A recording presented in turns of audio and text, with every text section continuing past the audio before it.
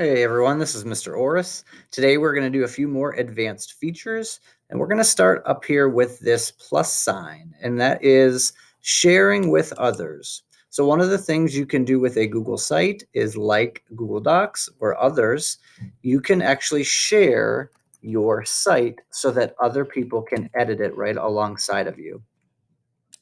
The next thing that we're going to look at some settings. So up here at the gear, when you click on it, there are two different ways you can have people navigate between your sites. One of them is having the menu at the top like we have it. The other is if you change it so that it is on the side. And what that does is now, instead of the home page being in the upper right, you get this little hamburger sidebar menu and you see all of your drop downs over there. You could also change that right here. Okay, so next, brand images. You can use a logo if you're creating a website based on being an entrepreneur or just one that you would like to use. Let me go to my desktop to find my picture. And what a logo does is it puts it up here in the upper left. You could also do something called a favicon. And what that does is it puts a logo up here on the tab where your viewers look at your site. Okay.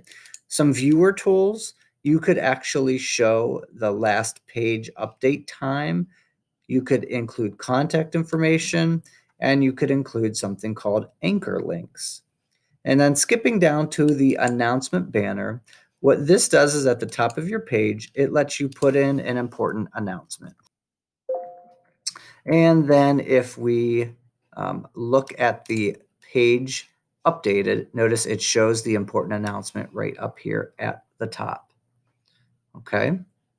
The next thing in the more category that's going to be important is called version history. Now, we looked at earlier how publishing shows you every change that you made. Well, you could also look back to last versions. So this can take you into your version history where you could look at the changes that were made and even restore them. What I like is clicking on these dots and naming a version. So you could call this something like added example page. And that way it saves your versions when you go back. Okay. All right. Finally, over here on the right, we're going to look at, in these three dot menus, a few options that you have.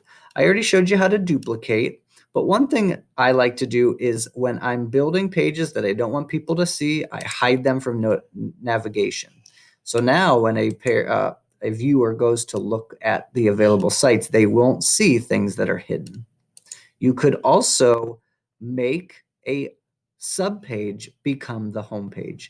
In other words, you can replace what the first thing they see when they access your site. Okay, now that's going to take some thought. Do you really want to replace your homepage? But if you do, you can do it that way. And then finally, if you don't want a page anymore, you can delete it. And deleting gets rid of it forever. Okay, you'd have to go back into your version history to find it. All right. So next time you'll learn how to publish your video.